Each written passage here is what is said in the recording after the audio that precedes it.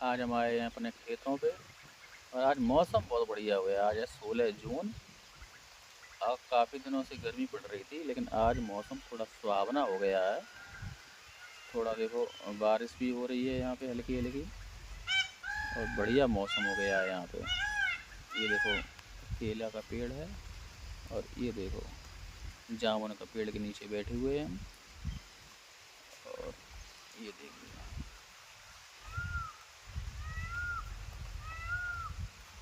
ये हमारा ट्यूबवेल लगा हुआ है यहाँ पे। इससे सिंचाई होती है खेतों की।